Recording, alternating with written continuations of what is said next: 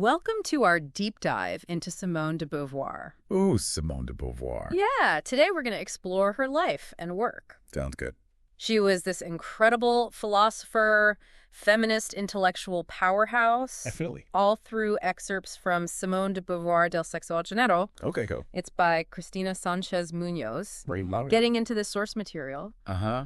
I was struck by how relevant her ideas still feel today. Oh, yeah. Especially when it comes to gender and how societal structures shape our lives. It's amazing, isn't it? It is. Beauvoir was truly ahead of her time. Yeah. And Sanchez Munoz does a fantastic job capturing all the nuances of her journey and her impact. For anyone already familiar with her work, Okay. especially The Second Sex, Yeah. this deep dive is going to offer some really interesting new perspectives. I agree. I mean, we're talking about one of the most influential intellectuals of the 20th century here. Absolutely. And her relationship with Jean-Paul Sartre adds another layer to be a woman. Right. Forging such an independent path in that era, Uh-huh. while also being in such a complex, unconventional relationship with another philosophical giant.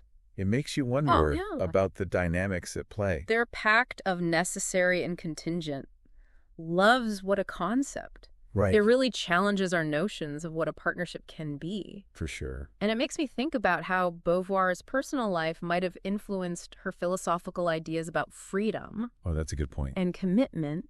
It seems she really lived by her philosophy. Yeah. Pushing back against those societal expectations. In both her personal and intellectual life. Speaking of which, Yeah. did you know that despite her massive contributions to philosophy, Beauvoir didn't actually consider herself a philosopher? Wait, really? Yeah. That's kind of surprising. Yeah. I always think of her as a philosophical giant. I know, me too. Why didn't she see herself that way? Well, Sanchez Munoz highlights how Beauvoir believed traditional philosophy was too focused on building grand systems. She was more interested in deconstructing accepted beliefs Okay. and challenging inequality. So instead of fitting neatly into a philosophical box, she was more of a rebel, shaking things up and using philosophy as a tool to expose the flaws in societal norms. Especially those that kept women and the elderly. In predefined roles. Exactly. Okay, so she's drawing inspiration from some serious intellectual heavyweights. She is. Let's break down these influences a bit. Okay. I think it's key to understanding her later work. Right. I know existentialism is all about individual freedom, but how did Beauvoir specifically interpret that? Good question. Especially in relation to women's experiences. That's a great question. Yeah. And I think it's important to remember that for Beauvoir, individual freedom wasn't some abstract ideal detached from reality. She recognized that it's always constrained by our social, economic, and cultural conditions. So it's not just about making choices. Right. It's about understanding the forces Yeah. that shape those choices. For sure. The limitations that are placed upon us. Yes. And how those limitations disproportionately affect women. Exactly. Okay, so we've got existentialism laying the groundwork for understanding the challenges women face. Now, what about phenomenology? Phenomenology. I know it focuses on subjective experience. It does. But how did Beauvoir use that to inform her understanding of gender? Well, phenomenology was crucial for Beauvoir Okay.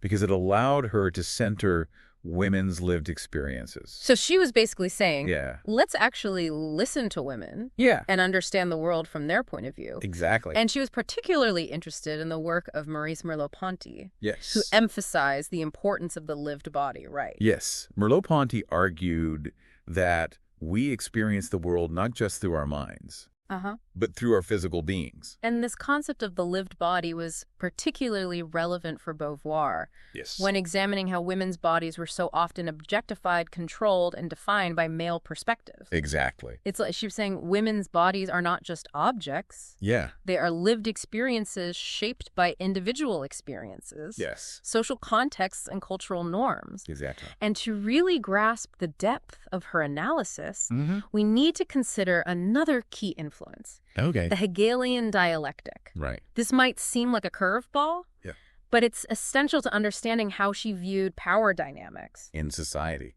Okay, so we've got existentialism, phenomenology, and now Hegel. Hegel. My brain is doing a little dance right now. I can imagine. Can you break down how Beauvoir connected Hegel's ideas to her own understanding of gender relations? Okay, so Hegel's dialectic is all about understanding history and society through conflict and resolution. It's the idea that progress happens through a clash of opposing forces. I see. Beauvoir saw this playing out in gender relations, with men and women often positioned as opposing forces, locked in a power struggle that perpetuates inequality.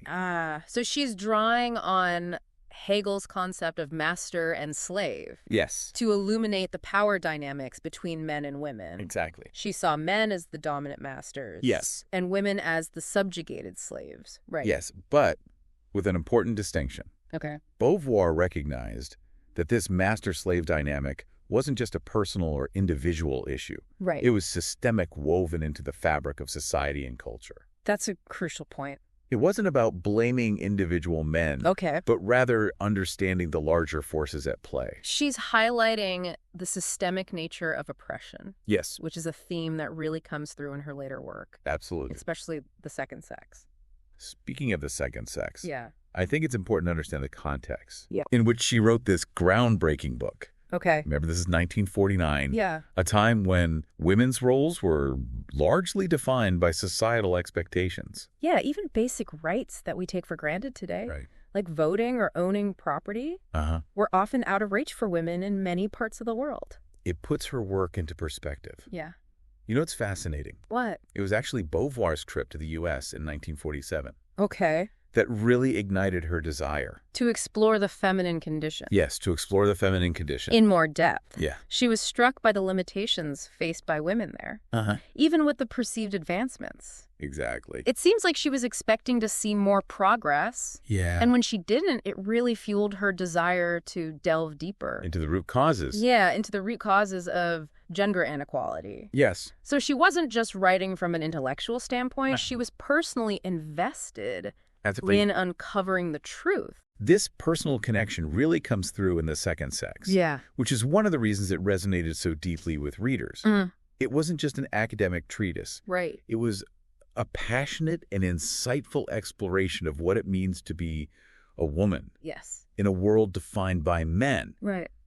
And it was a massive undertaking. It was huge. The second sex is nearly 1,000 pages long. I know. And it covers so much ground. Yeah, when I first picked it up, I was a bit intimidated by the sheer size of it. But I have to say, it's incredibly well structured, even for a book that covers so much. Could you remind us of how she organized it? It's divided into 2 volumes. Okay. Each tackling a different angle of the feminine condition. Okay. The first volume, Facts and Myths. Okay. It dissects societal beliefs about women. So she's taking those age-old assumptions about women's nature and really putting them under a microscope. Exactly. Showing how they're not based on any real evidence. Right. But rather on cultural constructs. Yes. Designed to keep women in a subordinate position. She exposes these beliefs with surgical precision. I like that surgical precision. And what's fascinating is that she doesn't just rely on philosophical arguments. Yeah. She brings in evidence from biology, history, literature. All these different disciplines. All of these different disciplines. To dismantle the myths surrounding women. Exactly. It's like she's saying, let's stop relying on tired old tropes and actually look at the facts. Yes. And then the second volume, Lived Experience, shifts the focus to how those cultural myths actually play out in women's lives. In this volume, she dives deep into the actual experiences of women. Across different life stages and social roles. Across different life stages and social roles. From childhood to old age. Yes. Singlehood to motherhood. It's incredibly powerful. Powerful and insightful. Yeah. And it's through this combination of rigorous deconstruction and deep exploration of lived experience that the second sex makes its most powerful arguments. And one of those arguments, perhaps the most famous one, yeah, is captured in that iconic quote. Oh, yeah. One is not born, but rather becomes a woman. I mean, talk about a mic drop moment. Right. That quote really gets to the heart of her whole thesis, that gender is not something we're born with, but something that's imposed on us by society. It's a revolutionary idea. Especially for 1949. It really was a radical shift in thinking. It was. It challenged the prevailing notion of essentialism. Okay. Which argued that women's limitations were somehow natural or inevitable. Right. Instead, Beauvoir showed how those limitations are actually imposed by a system that benefits from keeping women in a subordinate position. And she gave us that powerful term, the other, to understand this dynamic. It's such a brilliant concept. It is. Because it highlights how women are often defined in relation to men. As a sort of negative image. Yes, as a sort of negative image. Lacking the qualities that are valued in the dominant male world. Exactly. And this othering has real consequences. Yeah. It limits women's opportunities, restricts their freedom, and reinforces the power imbalance that Beauvoir was so determined to expose. So if women are not defined by their biology, if they're not destined to be the other, then what does a truly liberated existence look like for them? That's where things get really interesting. Yeah, that's a great question. And that's where Beauvoir introduces these concepts of transcendence and immanence, which are key to understanding her vision of liberation. Okay, so transcendence is all about striving to go beyond our given circumstances, to create meaning in our lives. It's about agency, ambition, reaching for something beyond the status quo. Okay, so it's not just about accepting your lot in life. It's about actively shaping it, pushing boundaries, and reaching for your full potential. Exactly. And this is where the conflict arises for women, because they're often denied this transcendence. They are. Their ambitions are stifled. Their dreams are limited by societal expectations. That tell them their place is in the home. Exactly. Their role is to nurture.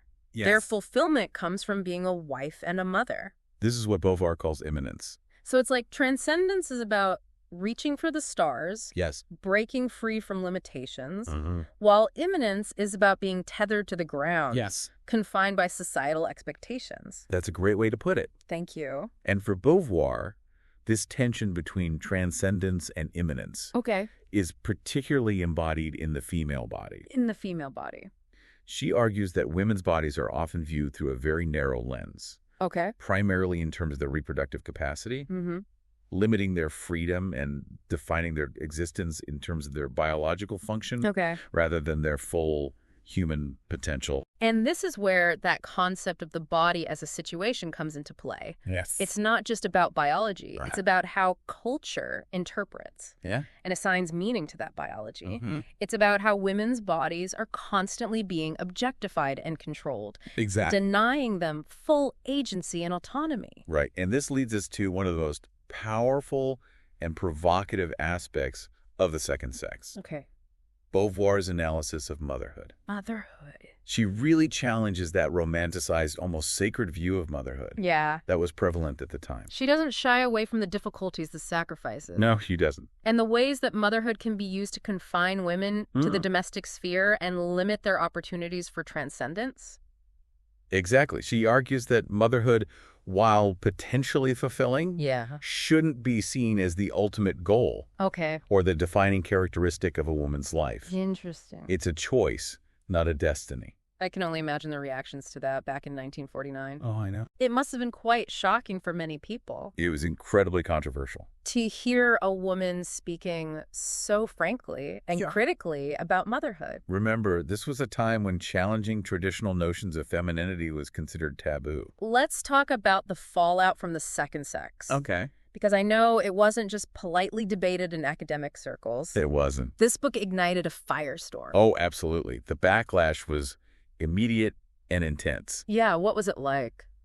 Conservatives and the Catholic Church were predictably outraged, seeing it as an attack on traditional values and a threat to the established social order. They were probably particularly horrified by her frank discussions of sexuality, which really challenged the prevailing norms of the time. You're right. She didn't shy away from topics that were considered taboo. And that really ruffled some feathers. It did. But what's interesting is that even some on the left, those who supposedly championed equality, were critical of Beauvoir's work. Why would those on the left have a problem with her ideas? Well, some Marxist critics felt that she was focusing too much on gender and not enough on class. Interesting. They argued that she was dividing the working class by emphasizing the differences between men and women rather than their shared economic interests. So it's like, yes, women's liberation is important, but it's secondary to the class struggle. Right. Let's focus on dismantling capitalism first, and then we'll worry about gender equality. That was the general sentiment from some on the left. Okay. But Beauvoir didn't see these issues as separate. No.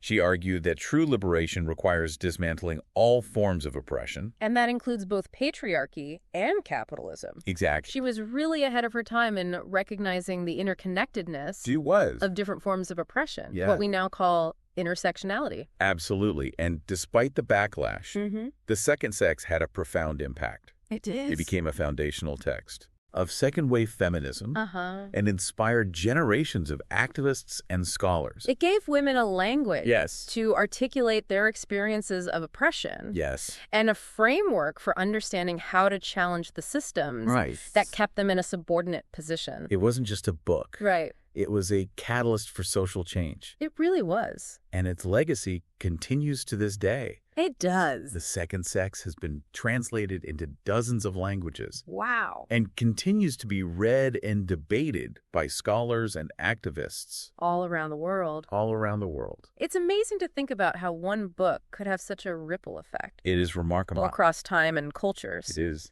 But Beauvoir's journey didn't end with the publication of The Second Sex. No, it didn't.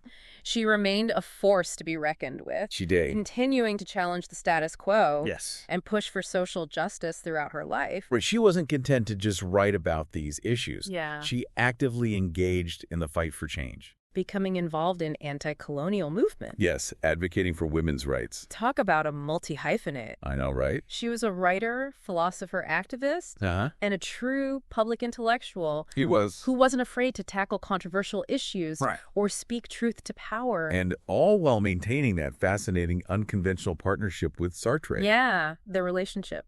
It's really inspiring to see how she lived her life with such purpose and conviction. Absolutely. And she never stopped pushing intellectual boundaries. In her later work, she explored themes of aging. Yes. And mortality. Offering a unique and often challenging perspective. Yeah. On these often overlooked stages of life. Her book, The Coming of Age, is particularly fascinating. It is. In it, she challenges societal views on the elderly. Yes. Exposing the prejudice and marginalization. It's like she was saying, we need to stop seeing aging as a decline. Yeah. And start recognizing the value and wisdom that older people have to offer. That's a great way to summarize it. Thank you. She saw aging as another form of othering. Yes. Another way that society devalues and marginalizes. Those who don't fit into the dominant narrative. She was really committed to shining a light on the experiences of those who are often pushed to the margins, whether it's women, the elderly, or those who are marginalized for other reasons. And she did it all with such intelligence, compassion, and wit. Her writing is so engaging. It is. Even when she's tackling complex philosophical ideas, she never loses sight of the human element. Speaking of human elements, I was really struck by how Beauvoir addressed the complexities of her relationship with Sartre. In her memoirs. Yes, in her memoirs. They had such a unique and unconventional partnership. They did. And she was so honest about both the joys and the challenges of navigating that kind of dynamic. It's a side of her that I think many people don't fully appreciate. Absolutely. Their relationship really pushes back against our conventional notions of love, commitment, and partnership. It makes me wonder how her personal experiences with Sartre might have informed her philosophical ideas. About freedom, responsibility. Yes, about freedom, responsibility, and the nature of the self. It seems like her life and her philosophy were constantly intertwined. They were. Each informing and enriching the other. And it's that interplay between the personal and the philosophical that makes her work so compelling. She wasn't just an armchair intellectual. No, she wasn't. She was a woman who lived her life fully and fearlessly. She did. Constantly challenging herself and the world around her. She really embodies that existentialist ideal of creating meaning in a world that often feels meaningless. And her work continues to inspire us to do the same. It does. To live more authentically, to challenge the status quo, and to fight for a more just and equitable world. She left behind a legacy. A powerful legacy. That is both intellectual and activist. Right. A legacy that continues to challenge us to think critically and to act courageously. In the face of injustice, yes, I have to admit, getting deep into this source material has really made me appreciate the full scope of Beauvoir's contributions. That's amazing, isn't it? She wasn't just a feminist. Right. She was a philosopher, a novelist, a playwright, a political activist, and a true intellectual giant. She was. Who helped to shape the 20th century and beyond. And to think that even today, nearly 50 years after her death, her ideas still feel so relevant, so urgent, so necessary. I think that's a testament to her brilliance, her courage, and her unwavering commitment to truth and justice. It is. She was a woman who dared to ask the big questions. Yes. And her answers continue to challenge and inspire us today. Absolutely. I think she'd probably have a lot to say. Oh, yeah. About the world today. But that's what's so great about her work. It sparks these ongoing conversations and pushes us to think critically. About the world around us. Exactly. And that's her real legacy, isn't it? Not just the specific arguments she made. Right. But the way she encouraged us to question. To challenge, to never stop striving for a better world. Exactly. She wasn't afraid to ruffle feathers or push boundaries. I think that's something we can all learn from. I think so, too. And one of the things that struck me while reading Sanchez Munoz's book is how Beauvoir's ideas about freedom and responsibility connect to her later work on aging. It's like she saw aging as another opportunity for transcendence. For challenging societal expectations and creating meaning in a new phase of life. You know, that's something I hadn't really considered before. Oh, yeah. But it makes so much sense. It does. In the coming of age. Yeah. She really pushes back against the idea that aging is a time of inevitable decline and withdrawal. She rejects that narrative completely. He does. Instead, she argues that older people have just as much potential for growth, creativity, and fulfillment as anyone else. She really challenges us to confront our own fears and prejudices about aging, doesn't she? She does. It's like she's saying, let's stop buying into these cultural myths that devalue older people and start recognizing the wisdom and experience they have to offer. And let's not forget, she was writing all this in the 1960s. Right. A time when attitudes toward aging were even less progressive than they are now. Yes. She was really ahead of her time. She was. In challenging those negative stereotypes. And she doesn't just critique those stereotypes. She also offers a really powerful vision. Of what? Of what a fulfilling old age could look like. It's not about clinging to youth. Right. Or trying to deny the realities of aging. It's about embracing this new phase of life. And finding ways to continue growing, learning, and contributing to the world. She really emphasizes the importance of staying engaged with life. Yes. Pursuing passions, maintaining relationships, and finding meaning and purpose in new ways. And she reminds us that the challenges of aging, things like physical decline or loss of social status. Yes, things like physical decline or loss of social status. Can also be opportunities for growth and self-discovery. Exactly. It's about how we choose to respond to those challenges. Right. How we find meaning in the face of adversity. It's that existentialist spirit again. Yeah. That idea that we always have the freedom to choose how we respond to the situations life throws at us. And she was living proof of that. She was. Even in her later years. She continued to write, travel, engage in political activism, and live a life full of purpose and passion. It's inspiring, isn't it? It is. It gives me hope that aging doesn't have to be a time of decline and loss. It doesn't. It can be a time of continued growth and discovery. If we approach it with the right mindset. Exactly. And I think that's one of the most valuable takeaways from Beauvoir's work. That sense of agency and empowerment. Yes, that sense of agency and empowerment, regardless of age, gender, or circumstance. She reminds us that we're not passive victims of our circumstances. We're not. We have the power to shape our own lives. We do. And to create meaning in a world that often feels meaningless. She was a true trailblazer. She was. Both in her life and in her work. And I think it's safe to say that her legacy will continue to inspire and provoke us. For generations to come. I completely agree. She challenged us to think critically. Yes. To live authentically. Yeah. And to never stop fighting for a better world. And those are lessons that will never go out of style. Well said. As we wrap up this deep dive into the life and work of Simone de Beauvoir, yes, I'm curious to hear what resonated most with you. From our conversation. What insights or challenges did Beauvoir's work bring up for you? How do her ideas connect with your own experiences and observations about the world? Remember, one is not born. One is not born. But rather becomes. What will you become? And how will you contribute to creating a more just equitable and fulfilling world? For yourself and for others. We hope this deep dive has sparked some new ideas. And inspire you to keep exploring the work of this extraordinary woman. Thanks for joining us. Until next time.